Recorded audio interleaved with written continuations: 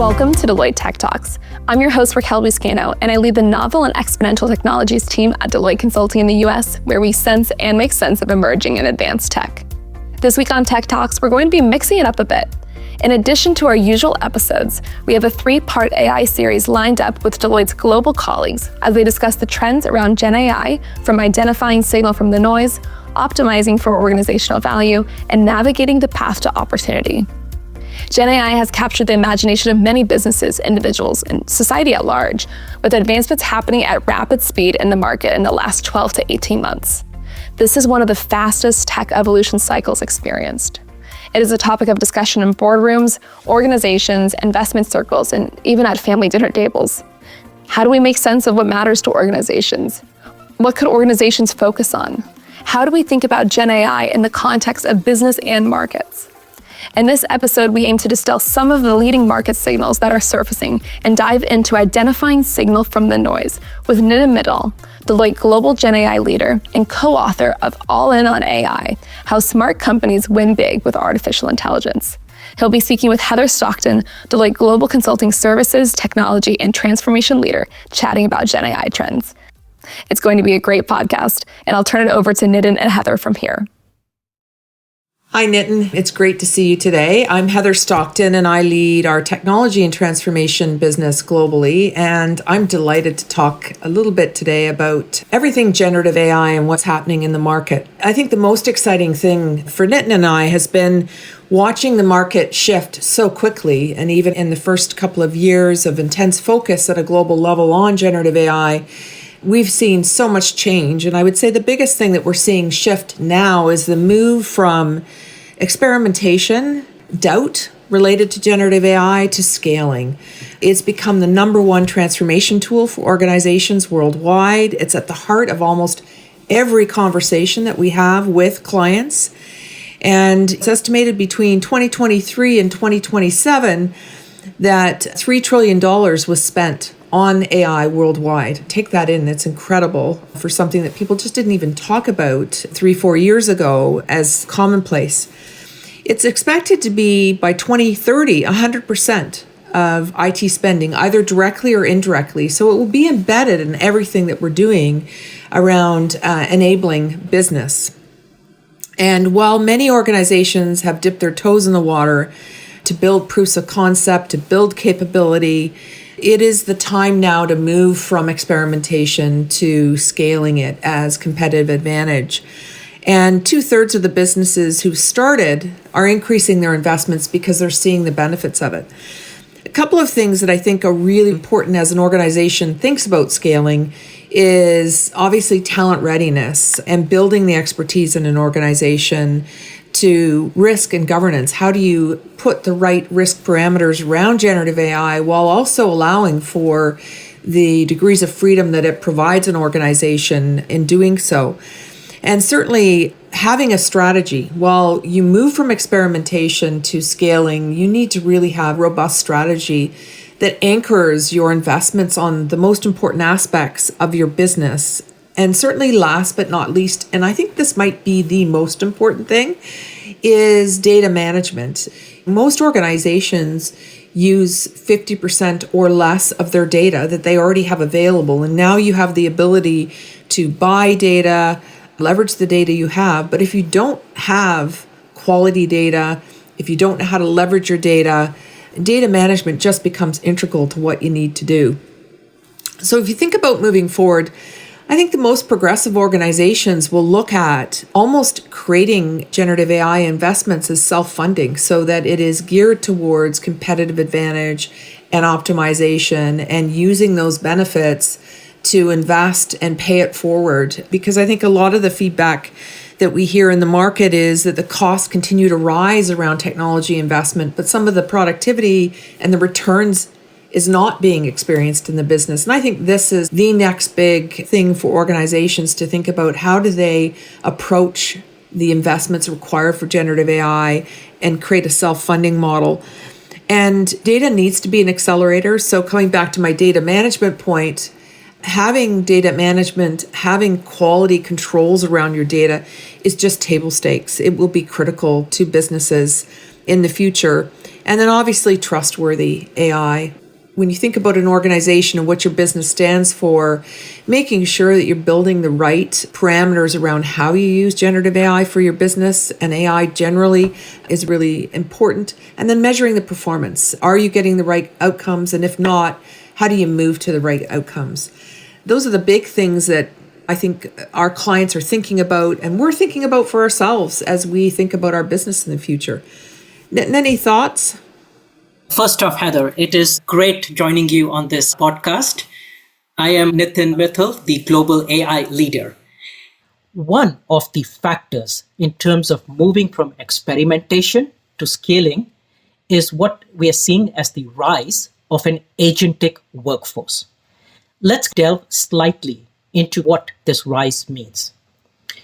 AI agents are literally software that is now coming to the forefront that act independently based on the underlying data that they are trained on. The point that Heather was making around data management and the criticality of it. Not only do they act independently, but they execute autonomously because they have the ability to almost intelligently think the same way that we as humans do. AI agents, in a sense, are actually not digitizing information. AI agents are actually digitizing us. The way that we interact, the way that we communicate, the way that we act, and the way that we go about doing tasks or essentially our jobs. That's the whole essence behind an agentic workforce. Heather made this point around going from experimentation to scaling. What does that look like right now? On the surveys that we have conducted, and many of the clients whom we talk to, 26% of those organizations are already starting to explore how to work with agents in their environment. Let's be mindful. AI agents only came into the forefront 3 to 4 months back. In a quarter, 26% of those organizations are already starting to explore with these AI agents. Why? Because 80% of day-to-day tasks and activities that their existing human workforce undertake could be augmented and at some point of time enhanced and even substituted through these AI agents.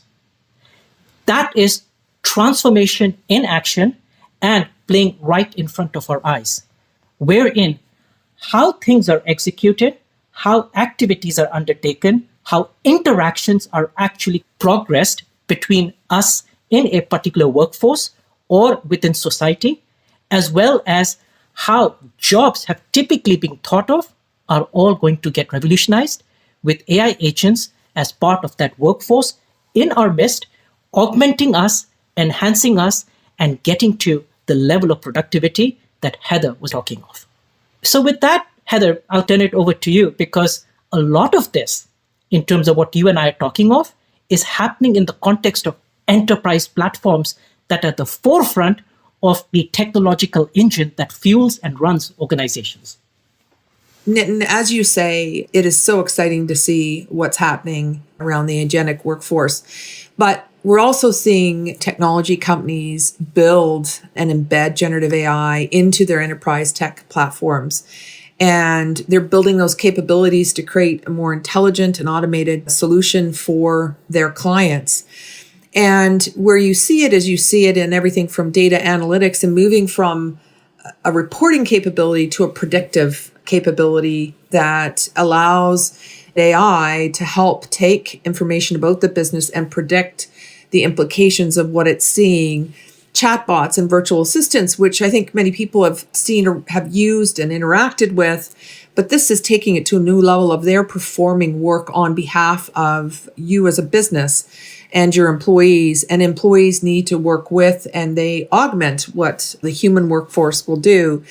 They'll create content and they'll manage the content for you.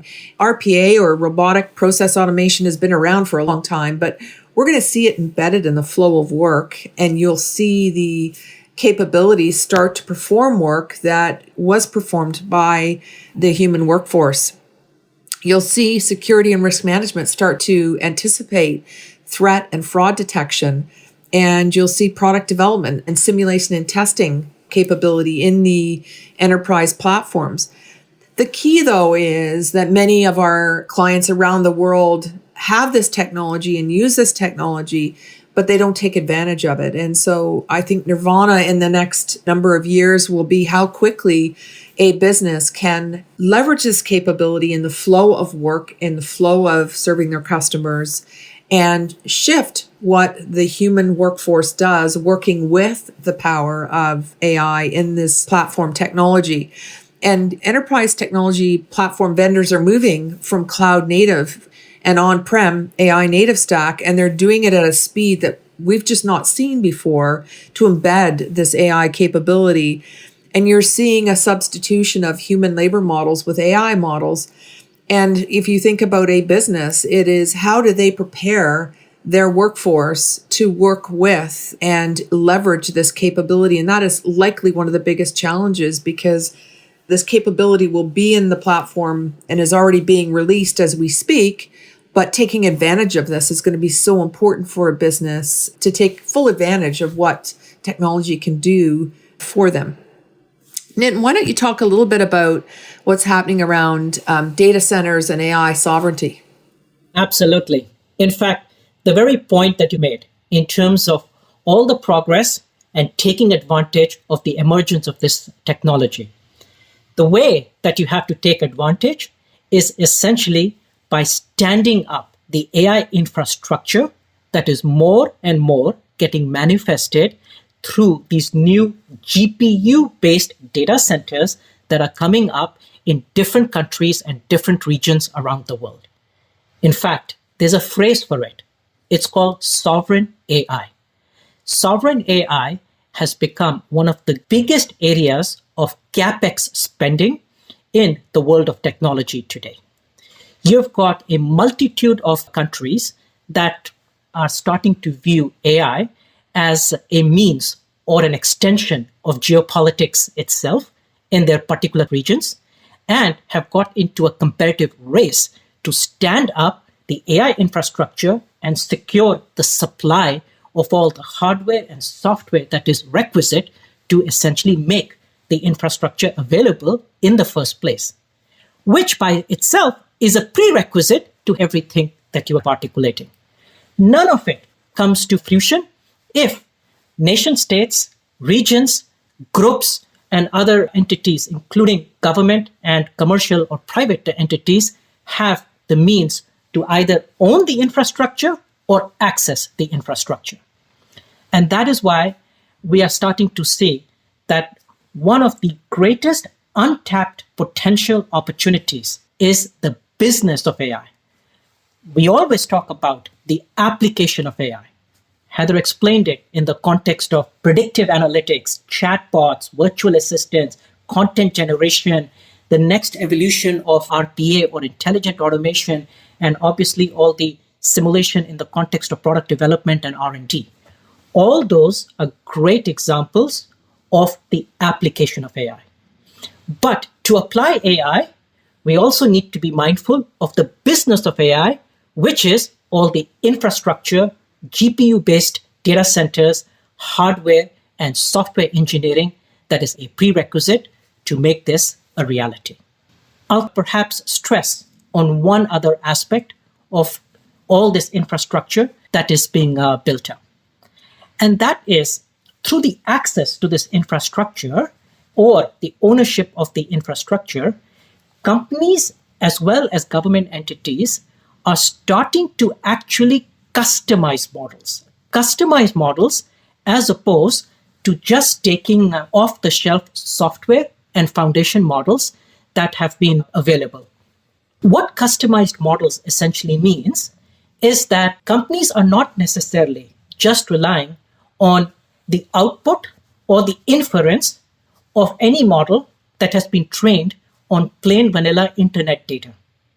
They're actually retraining or fine-tuning or prompt engineering these models with their own proprietary data so that it is contextualized, it is a lot more relevant in their context, whether from an industry perspective or from a specific domain perspective, and they are far more accurate.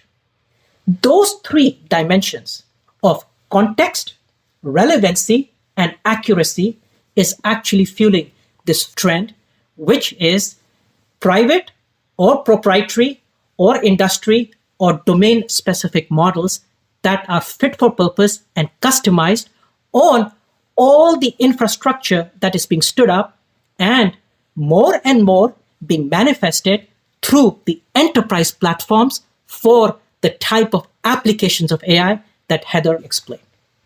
So that collectively are some of the trends that we're seeing around the world. Heather, given your role in terms of being our business leader for Global Consultative Services, maybe you could articulate a bit in terms of the macro view as it relates to what we're seeing with our clients and our business. Well, if you think about the trends, data is the next potential currency. It's so valuable to an organization and how they leverage that data to power generative AI and to power the workforce. And so I think it's really important for all of us, myself included, to be just insanely curious, to learn as much as you can. I use it every single day. I use it in my personal and business life and try something new all the time.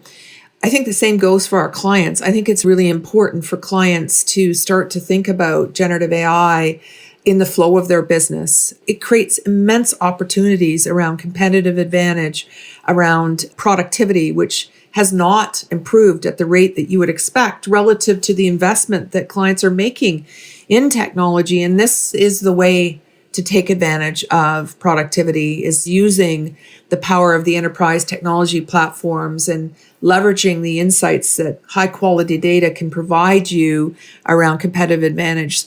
The future is here. It's happening today. We're seeing all kinds of structural changes across many of the domains, and it's at a pace that certainly we've not seen or experienced. And certainly for us, it's very exciting.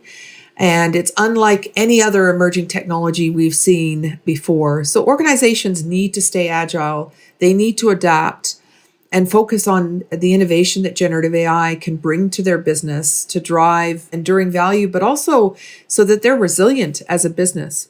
So thank you so much for listening. It's been great to talk to you about the trends, Nitin. Likewise, thank you. What a great episode. To all our tech-savvy listeners, thanks for listening into this special episode from Deloitte's global colleagues. If you enjoyed this episode, please share and subscribe, and make sure you check out our other episodes in the series where we touch on optimizing for organizational value and navigating the path to opportunity. Until then, stay savvy.